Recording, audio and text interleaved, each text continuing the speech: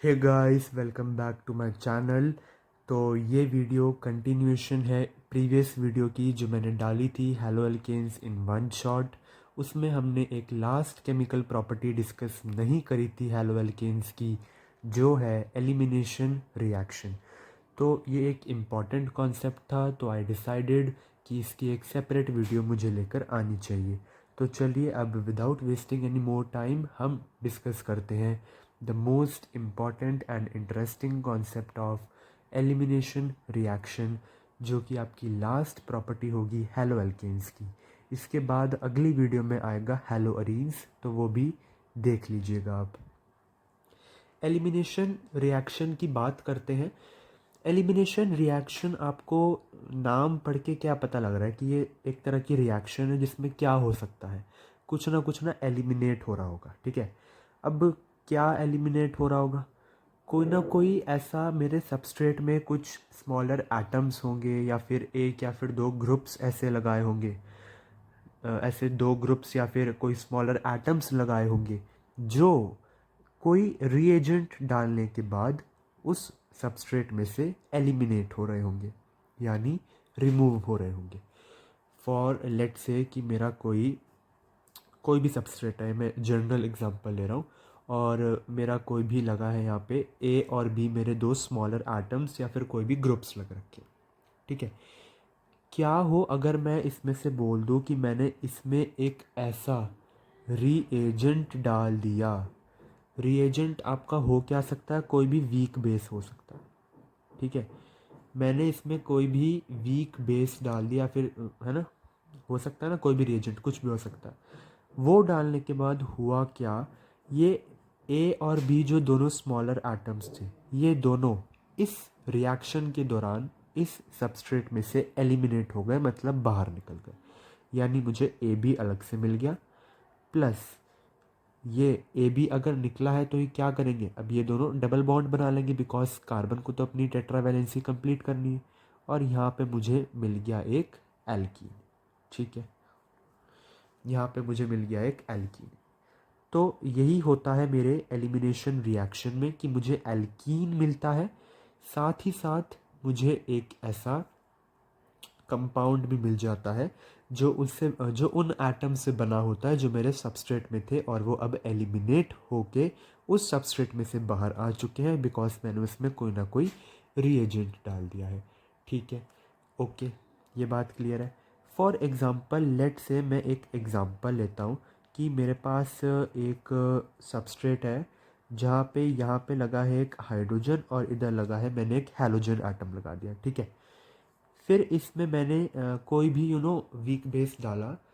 For late से मैंने इसमें कोई भी, अभी मैं यहाँ पे लिख देता हूँ कि मैंने वीक बेस डाला। डालने के बाद हुआ क्या, मुझे मिल गया एल्कीन। साथ में ये जो दोनों स्मॉलर एटम्स थे, ये इस सबस्ट्रेट में से बाहर निकल गए, यानी HCl मुझे बाहर मिल गया ऐसा कंपाउंड। ठीक है, ये होता है मेरा एलिमिनेशन रिएक्शन। ठीक है, क्या होता है? ये होता है मेरा एलिमिनेशन रिएक्शन। और अगर आप यहाँ पे देखो, यहाँ पे क्या होता है कि ना, जो साथ में कार्बन्स, यहाँ पे देखो Cl माइनस मेरा निकल गया है और H प्लस भी निकला है। तो क्या मैं इसे कह सकता हूँ कि मेरा Cl माइनस यहाँ से निकला है ना? जहाँ पे Cl माइनस यानी हैलोजन ग्रुप जो मेरा लगा है, उस वाले कार्बन को मैं अल्फा कार्बन कहता हूँ, और उसके साथ वाले कार्बन को मैं बीटा कार्बन कहता हूँ। तो एलिमिनेशन रिएक्शन में हमेशा ये बात याद रखना कि मेरा जो अल्फा कार्बन होता है उसमें से हैलोजन एटम रिमूव होता है, और उसके साथ वाला बीटा कार्बन का इसको मैं हाइड्रोजन को एक अलग से नाम दे देता हूँ, विच इज़ बीटा हाइड्रोजन। तो यहाँ बीटा हाइड्रोजन मेरा जो है उसकी भी एलिमिनेशन होती है, तब जाके मुझे मेरा एल्कीन ऐसा प्रोडक्ट मिलता है। ठीक है, अब यहाँ पे अल्फ़ा और बीटा की एलिमिनेशन हो रही है ना? अल्फ़ा में से क्लोरीन जा रहा है, बीटा में से हाइड्रोजन। तो इस पर्टिकुलर रिएक्शन को मैं नाम दूंगा अल्फ़ा बीटा एलिमिनेशन। क्या नाम दूंगा मैं इसे? Alpha beta elimination. ठीक है, अब अल्फ़ा बीटा एलिमिनेशन नाम दे रहा हूँ तो आपको कुछ माइंड में आ रहा है कि गामा भी तो कुछ हो सकता है। हाँ जी, गामा भी कुछ होता है, पर वहाँ पे डिफरेंस ये होता है कि मेरा प्रोडक्ट बदल जाता है। चलिए अब वो डिस्कस करते हैं। तो मैं एक फिर से कंपाउंड लेता हूँ और अब इस बार यहाँ पर मैं अपने दोनों स्मॉलर एटम्स को निकाल देता हूँ। यहाँ पर मैं कोई भी रीएजेंट डालूँगा और मैं देखूँगा कि मेरा ए और बी यहाँ से एलिमिनेट हो रहा है। मैंने आपको क्या कहा था कि अगर मेरा ये वाला यहाँ पे अगर हैलोजन लगा है तो मैं इस कार्बन को अल्फ़ा कार्बन कह दूँगा, साथ वाला बीटा होता है और उसके तीसरा वाला गामा। अब बिकॉज यहाँ पे अल्फ़ा और गामा में से कुछ ना कुछ एलिमिनेट हो रहा है तो मैं इस पर्टिकुलर रिएक्शन को नाम दूंगा अल्फ़ा कॉमा गामा एलिमिनेशन। अब अल्फ़ा गामा एलिमिनेशन में और अल्फ़ा बीटा एलिमिनेशन में हमें अलग प्रोडक्ट्स मिलते हैं। अल्फ़ा बीटा एलिमिनेशन में मुझे एल्कीन मिल रहा था, बट अल्फ़ा गामा एलिमिनेशन में मुझे मिलेगा साइक्लिक एल्केन। साइक्लिक एल्केन कैसा दिखता है? ऐसा दिखता है। तो ये बात आपको पता होनी चाहिए। साथ में इसके क्या लगे हैं? हाइड्रोजन लगे हैं, टेट्रावैलेंसी पूरी कंप्लीट करता है। तो ये मेरा क्या है? Cyclic alkane. ये दोनों प्रोडक्ट आपको पता होना चाहिए कि मुझे एल्कीन ऐसा प्रोडक्ट कब मिलेगा, जब मैं अल्फ़ा बीटा एलिमिनेशन करूँगा। अल्फ़ा गामा एलिमिनेशन में मुझे साइक्लिक एल्केन मिलता है। ठीक है, ओके। और अब मैं आपको एलिमिनेशन रिएक्शन की कुछ और बातें अगर मैं आपको बता दूं, तो एलिमिनेशन रिएक्शन जो है वो हमेशा मेरे एंडोथर्मिक होते हैं। वो हमेशा मेरे क्या होते हैं? एंडोथर्मिक इन नेचर होते हैं। एंडोथर्मिक इन नेचर मेरे एलिमिनेशन रिएक्शन होते हैं। और यहाँ पे अगर मैं कहूँ सैचुरेटेड कंपाउंड क्या होता है? सैचुरेटेड कंपाउंड होता है जो सिंगल बॉन्ड से डील करता है। तो एलिमिनेशन रिएक्शन मेरे ऐसे रिएक्शन हैं जो सैचुरेटेड प्रोडक्ट को कन्वर्ट कर देते हैं अनसैचुरेटेड प्रोडक्ट में, अनसैचुरेटेड कंपाउंड में। सैचुरेटेड कंपाउंड को कन्वर्ट करते हैं अनसैचुरेटेड में। तो एलिमिनेशन रिएक्शन एक फेवरेबल बन जाती है बहुत, जब हम ऑर्गेनिक कन्वर्जन्स करते हैं। तो इसका सेकेंड की पॉइंट क्या होगा कि मुझे मिलता है एक अनसैचुरेटेड कंपाउंड। Unsaturated compound. तीसरी बात मैं कह दूं कि मेरे जो एलिमिनेशन रिएक्शन है वो एक रिवर्स प्रोसेस है of addition reaction. Addition reaction का ये रिवर्स प्रोसेस है। अब उसके लिए मुझे पता होना चाहिए कि मेरे एडिशन रिएक्शन क्या होते हैं। वो एलिमिनेशन रिएक्शन के बिल्कुल अपोजिट होते हैं।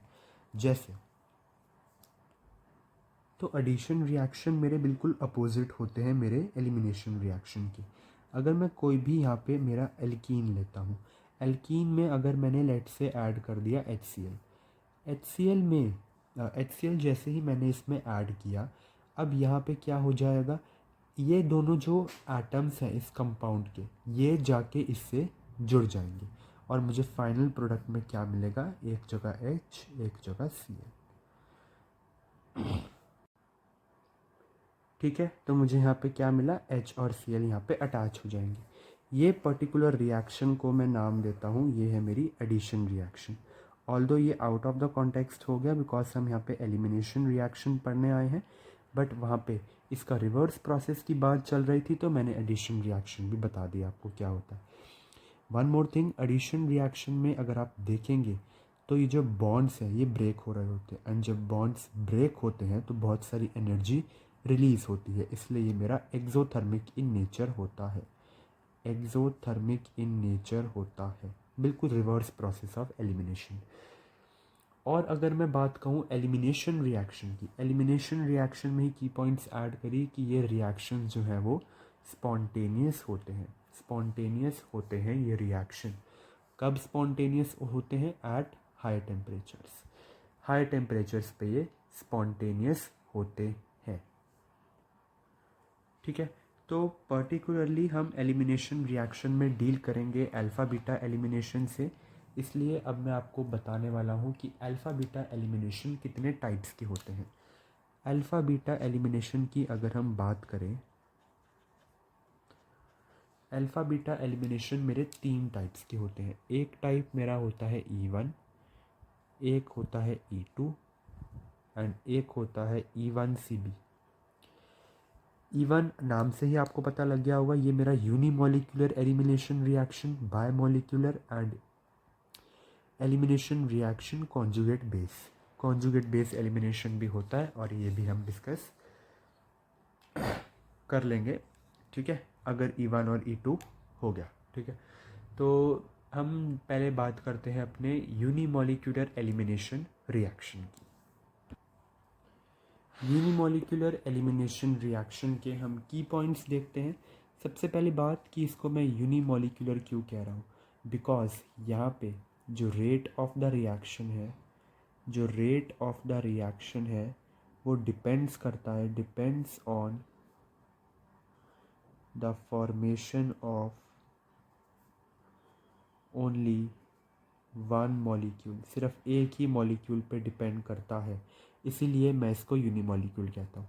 एलिमिनेशन कुछ ना कुछ एलिमिनेट हो रहा है, हम अल्फ़ा बीटा एलिमिनेशन से ही शुरुआत करेंगे।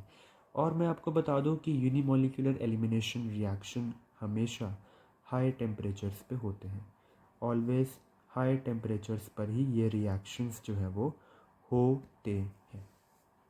देखिए, और इसमें मैं और बताऊं तो ये इसका मैकेनिज़्म का भी डिस्कस कर लेते हैं कि ये 2 स्टेप मैकेनिज़्म होता है, इसका 2 स्टेप मैकेनिज़्म होता है, ठीक है। एंड अगर हम डिस्कस करें इसका मैकेनिज़्म एक पर्टिकुलर एग्जांपल के साथ, तो सबसे पहले इसका मैकेनिज़्म जो है वो SN1 मैकेनिज़्म से पूरा रिलेट खाता है, ठीक है। सबसे पहला इसमें जो स्टेप होता है वो है फॉर्मेशन ऑफ कार्बोकेटायन, ठीक है। और जो सेकंड स्टेप जो इसमें होता है वो होता है रिमूवल ऑफ बीटा H+। तो इसका 2 स्टेप का मैकेनिज़्म है, ठीक है, ओके। एंड अगर मैं इसके मॉलिक्यूलैरिटी की बात करूं, मॉलिक्यूलैरिटी की बात करूं तो वो 1 होती है, ठीक है। एंड हम यहाँ पे पर्टिकुलरली डील करते हैं विद टर्शरी एल्काइल हेलाइड्स। तो चलिए अब हम एक एल्काइल हेलाइड लेते हैं और इसमें इसको एक एग्जाम्पल से समझते हैं। तो अब हम इसका एग्जाम्पल देखते हैं। एग्जाम्पल पे मैं लेता हूँ CH3 और यहाँ पे Br। मैंने आपको पहले ही बताया था कि जहाँ पे मेरा हैलोजन एटम अटैच होता है उसको मैं अल्फ़ा कार्बन कहता हूँ, साथ वाले को बीटा, और ये वाला भी एक तरह से बीटा ही है, ठीक है ना। इसमें मैं ऐड करूँगा अपना एक वीक बेस मेरा यहाँ पे मैं मीथानॉल भी ले सकता हूँ, वाटर भी ले सकता हूँ, इथानॉल भी ले सकता हूँ, ये सारे वीक बेसिस है, ठीक है। मीथानॉल मैंने यहाँ पे लिया एंड मैंने आपको बताया एलिमिनेशन रिएक्शन हमेशा हाई टेम्परेचर्स पे होती है।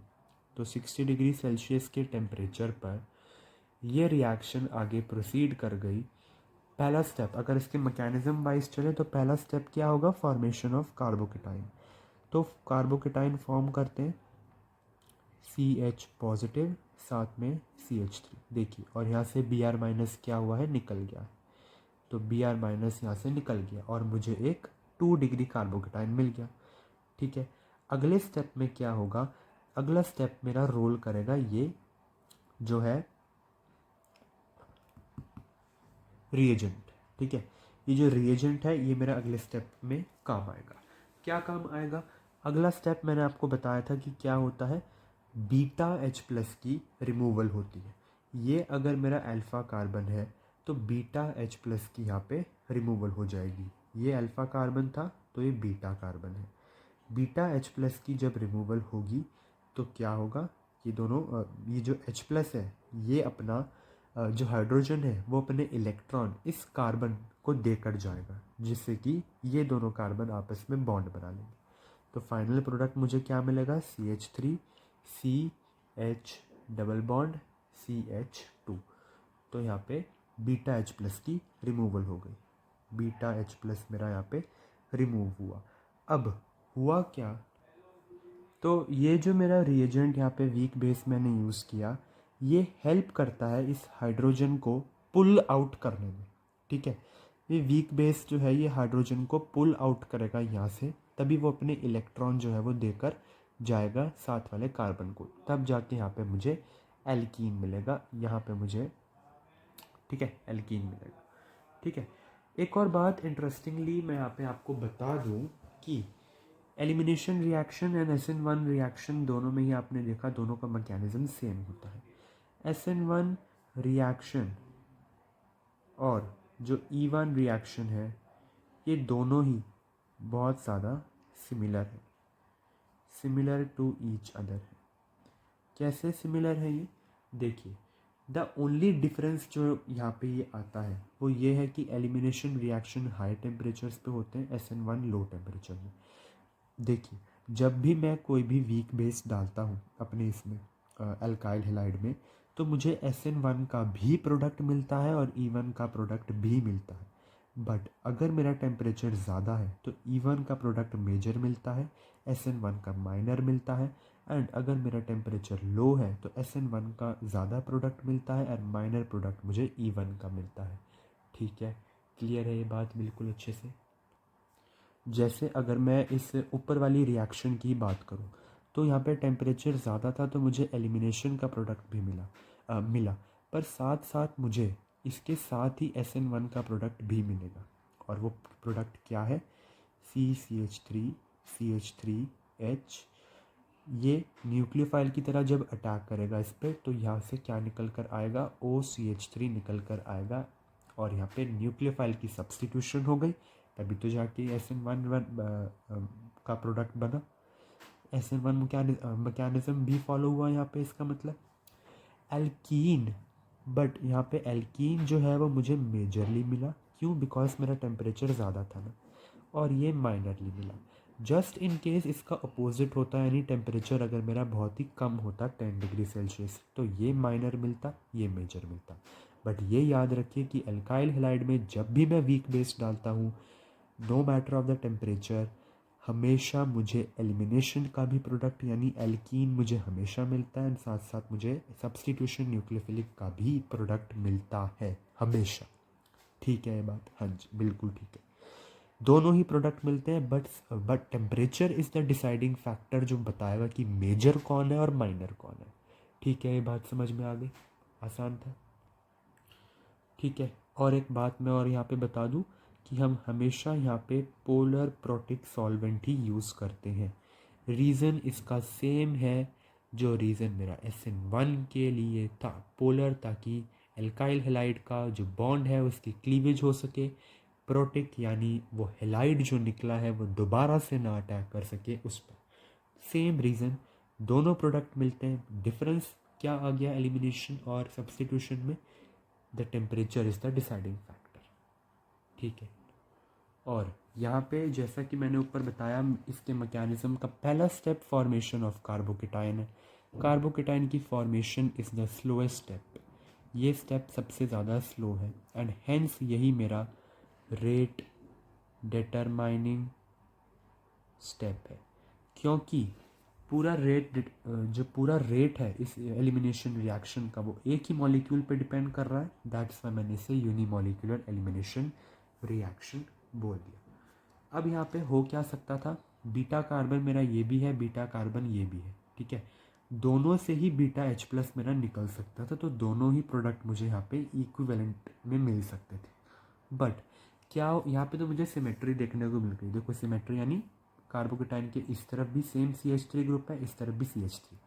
बट क्या हो जब मुझे सिमेट्री देखने को नहीं मिलेगी, क्या हो जब मुझे सिमेट्री नहीं मिलेगी देखने को, तो यहाँ पर जैसे अगर कोई इथाइल ग्रुप यानी C2H6 है और इधर CH3, अगर सिमेट्री ही ना हो तो मुझे इक्विवेलेंट में तो बीटा H+ नहीं मिलेगा, राइट। तो वहाँ पर क्या होगा, वहाँ पे चीज़ें होंगी ज़रा सी ट्विस्ट। उधर हम किस पे डिसाइड करेंगे अपने फैक्टर्स, वहाँ पर एक आ जाएगा अलग से रूल। एंड अब हम डिस्कस करने वाले हैं हमारा सेट-सेफ रूल। तो मेरा सेट-सेफ रूल क्या कहता है, सेट-सेफ रूल कहता है कि when a small base attacks to the alkyl halide, then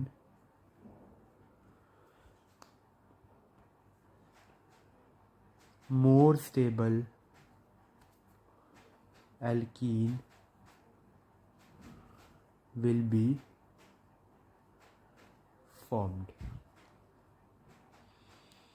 Stability decided by the concept of hyperconjugation. ठीक है, मोर स्टेबल एल्कीन जो है वो यहाँ पे फॉर्म होने वाला है. अब देखिए, अगर अब मैं यहाँ पे लेता हूँ एक, इसको ना एग्जाम्पल से समझेंगे, सब कुछ में समझ में आ जाएगा, सब कुछ समझ में आ जाएगा. ठीक है, इसको एक एग्जाम्पल से बस समझेंगे एंड मैं अपना E1 का कॉन्सेप्ट ख़त्म करता हूँ, E2 करके छुट्टी. ठीक है, एग्जाम्पल से समझते हैं इसे. मैंने यहाँ पे एक एग्जाम्पल लिया CH3. अब मैं एसिमेट्रिकल लूँगा. ठीक है, CHBr और यहाँ पे CH3 ले लेते हैं. ठीक है, इसमें मैंने क्या किया, मैं ऐड करवा देता हूँ अपना वीक बेस जो मिथेनॉल है एंड 80 डिग्री सेल्सियस पे इसको करवा देते हैं. 80 डिग्री सेल्सियस से मुझे पता लग गया कि मेरा एलिमिनेशन रिएक्शन जो है वो डोमिनेट करेगा ओवर SN1 रिएक्शन. ठीक है, होंगे दोनों ही, होगा SN1 भी बट वो माइनरली है. ठीक है, अब हुआ क्या, यहाँ पे सबसे पहला स्टेप क्या करता है एलिमिनेशन रिएक्शन का, फॉर्मेशन ऑफ कार्बोकेटाइन और यहाँ पे हेलाइड निकलेगा. ठीक है, तो CH3 CH2 CH, carbocation form हुआ CH3. ठीक है, अब यहाँ पे क्या होगा, सेट्सेफ रूल के अकॉर्डिंग यहाँ पर more stable alkene will be formed. More stable alkene कौन सा होता है, सेट्सेफ रूल कहता है कि अब एल्कीन आप वहाँ पे फॉर्म करो, यानी कि बीटा H+ वहाँ से रिमूव करो जहाँ पर already less number of hydrogen atoms. तो मुझे बताओ, इसके ये वाले बीटा कार्बन पे लेस हाइड्रोजन एटम है या फिर इसके ये वाले बीटा कार्बन पे लेस हाइड्रोजन एटम है? ऑब्वियसली ये वाले पे है. तो सिंपल सा मुझे प्रोडक्ट में मिल गया CH3 और यहाँ पे बीटा H+ का रिमूवल हुआ. ये वाला H+ जाएगा, CH double bond CH CH3. कितना आसान था मुझे बताओ, कितना ज़्यादा आसान था. ठीक है, ये जो है ये दिख रहा है ना, हाँ, ये जो है ये मेरा बन गया सेट्सेफ प्रोडक्ट. आसान था, बहुत ज़्यादा आसान था. ठीक है, यही था आपका एलिमिनेशन रिएक्शन. बट यहाँ पर एक ट्विस्ट आता है. ठीक है, ट्विस्ट क्या है कि यहाँ पर एक और भी तो बीटा H+ रिमूव हो सकता था. कौन सा, ये वाला भी. इसमें कह रहा है कि मना नहीं किया कि ये वाला रिमूव नहीं होगा, ये भी रिमूव हो सकता है. CH3 CH2, अब ध्यान से सुनना बात, CH डबल बॉन्ड CH2, ये वाला रिमूव हो गया. बट सेट्सेफ रूल तो कहता है कि मोर स्टेबल एल्कीन फॉर्म होगा. हाँ भाई, मोर स्टेबल एल्कीन ही फॉर्म होगा, बट वो मेजरली फॉर्म होगा. मेजरली, हाँ, मेजर माइनर का कॉन्सेप्ट आ जाता है. मेजरली मेरा सेट्सेफ प्रोडक्ट होगा और जो माइनरली फॉर्म होगा, माइनर प्रोडक्ट क्या है कि बीटा H+ वहाँ से रिमूव करो जहाँ पे already more number of hydrogen atoms है, तो वो माइनर प्रोडक्ट बनेगा मेरा एलिमिनेशन में. मेजर प्रोडक्ट कहाँ था, जहाँ पे already less number of hydrogen atoms है, तो वो मेजरली सेट्सेफ प्रोडक्ट बना रहा था. और माइनर प्रोडक्ट जो यहाँ पे बनता है, इसको हमने एक नया नाम दे दिया जिसको मैं कहता हूँ हॉफमैन प्रोडक्ट. Hoffmann product. तो ये बात दिमाग में बिठा लो कि एलिमिनेशन रिएक्शन में हमेशा एलिमिनेशन वाला जब डोमिनेट करेगा ओवर SN1 तो मुझे दो प्रोडक्ट मिलेंगे, मेजर भी मिलेगा, माइनर भी मिलेगा. ठीक है, सेट्सेफ प्रोडक्ट भी मिलेगा, हॉफमैन प्रोडक्ट भी मिलेगा. वीक बेस यूज़ करेंगे और यानी कि हाई टेम्परेचर पे होगा. ठीक है, फाइन है, आसान है, बिल्कुल. अब इसको पता कैसे लगाएं कि हॉफमैन में क्या होता है, सेट्सेफ में क्या होता है? तो एक छोटा सा देखो रिमेंबर ट्रिक है.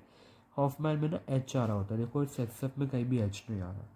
तो क्योंकि हॉफमैन में H आ रहा है तो हॉफमैन रूल ये कहता है कि more number of hydrogen atom, H for Hofmann, H for hydrogen atom, more number of hydrogen atom से आप एक हाइड्रोजन रिमूव करो, यहाँ से हाइड्रोजन रिमूव करके एल्कीन फॉर्मेशन बनाओ, वही मेरा हॉफमैन प्रोडक्ट होगा. ठीक है, इसी का अपोजिट मेरा सेट सेफ प्रोडक्ट होगा। ठीक है, तो ये छोटा सा एक रिमेंबर ट्रिक था। चलिए अब आगे चलते हैं। तो चलिए समझते हैं इसे एक और एग्जांपल के साथ। ठीक है, ये मेरा पहला एग्जांपल था, अब दूसरा एग्जांपल देख लेते हैं। दूसरा एग्जांपल मेरे पास है CH3CH3CH2Br। इसमें मैं फिर से एक वीक बेस डालूंगा। लेट से मैंने वाटर डाल दिया 60 डिग्री, चलो 80 डिग्री सेल्सियस पर, 80 डिग्री सेल्सियस पर मैंने वाटर डाल दिया। तो यहाँ पे सबसे पहला स्टेप मुझे बताओ क्या होगा, फॉर्मेशन ऑफ कार्बोकेटाइन। मैंने स्टार्टिंग में क्या बताया था कि कार्बोकेटाइन जो फॉर्म हो रहा होता है ना, वो मेजरली क्या होता है, मेरा डील करता है टर्शरी एल्काइल हैलाइड से। पर यहाँ पे अगर आप देखो कार्बोकेटाइन अगर फॉर्म होगा भी तो वो प्राइमरी कार्बोकेटाइन फॉर्म होगा। कौन सा कार्बोकेटाइन फॉर्म होगा, प्राइमरी। तो यहाँ पे जो है वो रीअरेंजमेंट अकर होगी। रीअरेंजमेंट का टॉपिक यानी साथ में आपका वो सिलेक्टिविटी एंड परमिबिलिटी वाला कॉन्सेप्ट जो है वो पूरा, परमिटिविटी वाला कॉन्सेप्ट, तो वो जो 11th क्लास का टॉपिक है वो पूरा आपका एक अलग से टॉपिक आप देख सकते हैं उसे भी। ठीक है, तो रिवाइज कर लेना उसे, तभी आपको रीअरेंजमेंट पता चलेगा कैसे हो रही है। ठीक है, यानी मेरा कार्बोकेटाइन जो फॉर्म होगा वो होगा CH3 C पॉजिटिव H2, उसके साथ Br लगा था बिकॉज Br निकल गया यहाँ से। बट यहाँ पे क्योंकि 1 डिग्री है तो यहाँ पे क्या हो जाएगी, रीअरेंजमेंट हो जाएगी। और रीअरेंजमेंट के दौरान ये पॉजिटिव चार्ज यहाँ पे आ जाएगा बिकॉज मुझे 3 डिग्री कार्बोकेटाइन से ज़्यादा इंटरेस्ट है। तो यहाँ पे कुछ ऐसा हो जाएगा। अब बीटा हाइड्रोजन ये भी है, ये भी फिर से सिमेट्री आ गई है ना। तो यहाँ पे मैं क्या करूँगा, अगला स्टेप मेरा क्या होने वाला है, CH3 और CH3 डबल बॉन्ड CH2, ये मेरा बन गया फाइनल प्रोडक्ट। ठीक है, अंडरस्टूड है ना। साथ ही साथ ये कब बना, जब H2O मेरा 80 डिग्री सेल्सियस पे था। पर अगर मैं बोलूँ कि मैं इस स्टेप पे H2O डाल रहा हूँ अपना 20 डिग्री सेल्सियस पर, तो क्या होगा, तो यहाँ पर बन जाएगा CH3 यहाँ पे इधर से तो हमें उससे मतलब नहीं है, तो ये CH2 के साथ मेरा न्यूक्लियोफाइल इधर ही अटैक कर देगा OH पे। यहाँ पे रीअरेंजमेंट से हमें कोई लेना देना नहीं, बट इधर टर्शरी होना ज़रूरी होता है। ठीक है, अगर टर्शरी बन रहा है तो टर्शरी हम बना सकते हैं रीअरेंजमेंट से। नहीं बन रहा, फोर्सफुली कराएंगे तो भी प्रोडक्ट हमें E1 का मिल भी जाता है ना। बट यहाँ पे अगर आपको दिख रहा है कि 1 डिग्री कार्बोकेटाइन तो बन रहा है, बट देयर आर चांसेस कि मैं 3 डिग्री बना सकता हूँ, तो भाई 3 डिग्री क्यों ना बनाऊँगा। तो 3 डिग्री रीअरेंजमेंट से बनेगा, तब जाके ये रिएक्शन आगे प्रोसीड करेगा। बट SN1 में आप दोनों में कर सकते हैं। यहाँ पर आप देखिए CH3 और न्यूक्लियोफाइल ने मेरा अटैक इस पे ही कर दिया। ठीक है, न्यूक्लियोफाइल ने मेरा अटैक इस पे ही कर दिया। फाइन, तो ये था आपका यूनिमोलिकुलर एलिमिनेशन रिएक्शन। चलिए अब जल्दी से डिस्कस कर लेते हैं बायोमोलिकुलर एलिमिनेशन रिएक्शन। तो अगला टॉपिक जो हम डिस्कस करते हैं वो डिस्कस कर लेते हैं अपना बायोमोलिकुलर एलिमिनेशन रिएक्शन। अब सबसे पहला क्वेश्चन तो आता है कि मैं इसे बायोमोलिकुलर क्यों कह रहा हूँ। बायोमोलिकुलर मैं इसलिए कह रहा हूँ बिकॉज यहाँ पे रेट डिटरमिनिंग स्टेप 2 मॉलिक्यूल्स पे डिपेंड करता है, and on the other hand इसकी मॉलिक्यूलैरिटी कितनी हो गई, 2 हो जाती है। मैकेनिज़्म की बात करूँ तो ये 1 स्टेप या फिर सिंगल स्टेप मैकेनिज़्म है। ठीक है, 1 स्टेप या फिर सिंगल स्टेप मैकेनिज़्म ये है। एंड यहाँ पर जो बेस हम यूज़ करते हैं वो एक स्ट्रॉन्ग बेस यूज़ करते हैं। हाँ जी, आपको भी लग रहा होगा ये थोड़ा थोड़ा SN2 से रिलेट कर रहा है ना, स्ट्रॉन्ग बेस यूज़ करते हैं। और अटैक जो यहाँ पे होता है बेस का, attack of the base occurs from back side. तो थोड़ी इसकी की पॉइंट्स थे। चलिए अब इसका अब हम जल्दी से मैकेनिज़्म देख लेते हैं। तो मैकेनिज़्म में इसका क्या है कि मेरे पास लेट्स से मैं कोई एग्ज़ाम्पल लेता हूँ इसका। ये क्या है मेरा एल्काइल हैलाइड, ठीक है। इसमें मैंने डाल दिया एक स्ट्रॉन्ग बेस। स्ट्रॉन्ग बेस आ गया, समझ जाओ E2 हो रहा है, बायोमोलिकुलर एलिमिनेशन रिएक्शन हो रहा है। हुआ क्या अब यहाँ पर, तो हुआ क्या, ये वन स्टेप मैकेनिज्म है। तो मुझे यहाँ पे मिल गई एक transition stage. Transition stage, transition stage में क्या हुआ, जब ये स्ट्रॉन्ग बेस इस एल्काइल हैलाइड पे अटैक करने आया तो उसने इस हैलाइड के बॉन्ड को ब्रेक करना, क्लीव करना स्टार्ट कर दिया। साथ ही साथ ये CH2 के साथ एक डबल बॉन्ड बनाना स्टार्ट हुआ, बिकॉज कार्बन को तो भाई चाहिए ना, अपनी टेट्रावैलेंसी है ना। और जो इसका एक हाइड्रोजन था वो हाइड्रोजन भी पुल करने लग गया, कौन, जो बेस था, जो भी बेस हमने यूज़ किया था। ये ट्रांजिशन स्टेट है और ये अच्छे से आपको पता होनी चाहिए। यहाँ पे हर एक चीज़ का मीनिंग पता होना चाहिए। डॉटेड लाइन क्यों बनाया, बिकॉज यहाँ पे मेरा हैलाइड जो है वो एलिमिनेट हो रहा है। डबल बॉन्ड क्यों हुआ है, बिकॉज यहाँ पे एल्कीन फॉर्मेशन आज की प्रोडक्ट हो रही है। इसका बीटा H+ फिर से निकल रहा है ना। और ये जब निकलेगा तो इसको भी मैंने यहाँ पे डॉटेड लाइन से बताया क्यों निकल रहा है, बिकॉज ये बेस इसको बाहर की तरफ पुल कर रहा है, तो इसको भी डॉटेड लाइन से दिखाया। ये था ट्रांजिशन स्टेज, ठीक है। इसी के अगले स्टेप में क्या हो जाएगा, RCH और ये हैलाइड सक्सेसफुली निकलेगा, डबल बॉन्ड में CH2 बन जाएगा। तो ये मुझे मिल जाएगा एल्कीन एज अ प्रोडक्ट, ठीक है। सिंपल था ना, हाँ जी, ठीक है ना।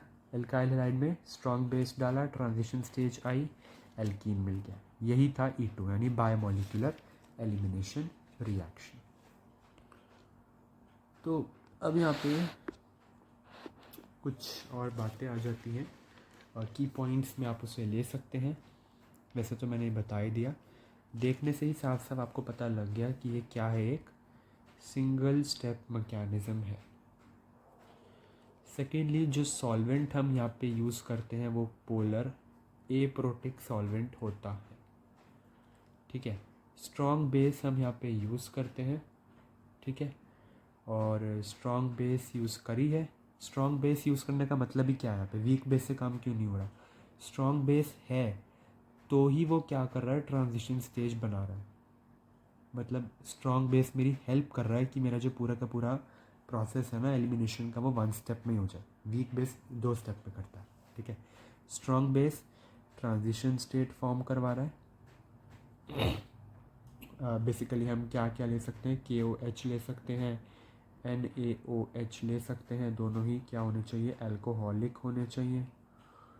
और हाई टेम्परेचर पे तो लेना ही है, एलिमिनेशन हाई टेम्परेचर्स पे ही होते हैं, ठीक है। रेट जो है वो मेरा 2 चीज़ों पर डिपेंड कर रहा है। एक तो एल्काइल हैलाइड पे डिपेंड कर रहा है। एल्काइल हैलाइड यहाँ पे पर्टिकुलरली हम डील करते हैं 1 डिग्री से, यानी प्राइमरी एल्काइल हैलाइड से, ठीक है, प्राइमरी एल्काइल हैलाइड से।